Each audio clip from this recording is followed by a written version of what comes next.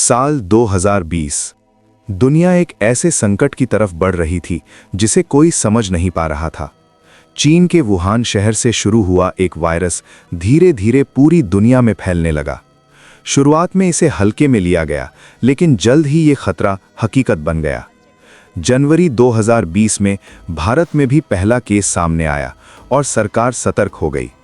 नई दिल्ली के south block में लगातार हाई लेवल मीटिंग्स शुरू हो चुकी थीं, जहां प्रधानमंत्री नरेंद्र मोदी, स्वास्थ्य मंत्रालय, गृह मंत्रालय और Indian council of medical research के विशेषज्ञों के साथ स्थिति की समीक्षा कर रहे थे।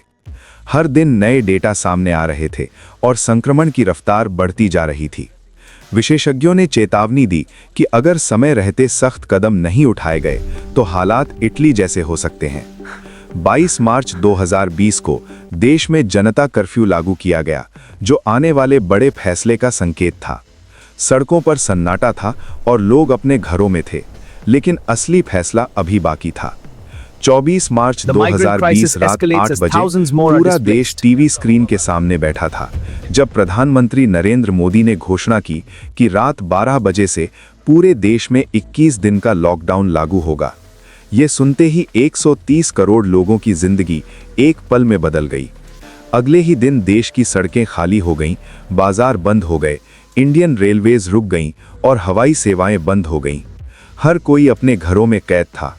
सरकार के लिए ये फैसला आसान नहीं था।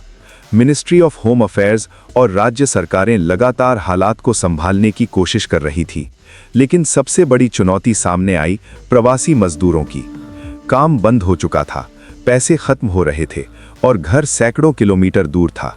लाखों लोग सड़कों पर निकल पड़े।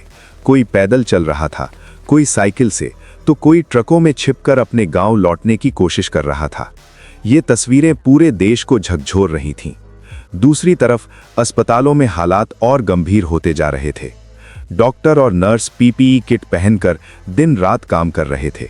हर दिन नए मरीज आ रहे थे और संसाधनों की कमी साफ दिखाई दे रही थी।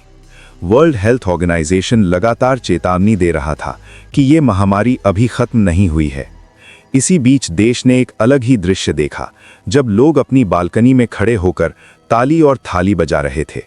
ये सिर्फ एक जेस्चर नहीं था, बल्कि उन लोगों के लिए सम्मान था जो इस लड़ाई में सबसे आगे थे। लेकिन समय बीतता गया, 21 दिन खत्म हुए, लेकिन खतरा खत्म नहीं हुआ।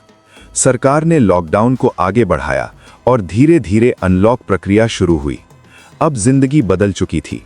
मास्क पहनना जरूरी हो गया, सोशल डिस्टेंसिंग नया नियम बन गया और वर्क फ्रॉम होम एक नई लाइफस्टाइल बन गई। स्कूल मोबाइल और लैपटॉप में शिफ्ट हो गए और डिजिटल दुनिया पहले से ज्यादा मजबूत हो गई। इस पूरे दौर ने हमें बहुत कुछ सिखाया। हमने सीखा कि जिंदगी कितनी अनिश्चित है और हर पल कितना कीमती।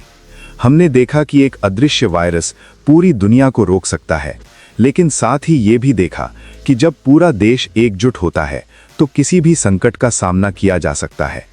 आज जब हम पीछे मुड़कर देखते हैं तो वो खाली सड़कें, वो सन्नाटा और वो डर सब याद आता है, लेकिन उससे भी ज्यादा याद आती है वो हिम्मत, वो एकता और वो इंसानियत जिसने इस मुश्किल समय में हमें संभाले रखा।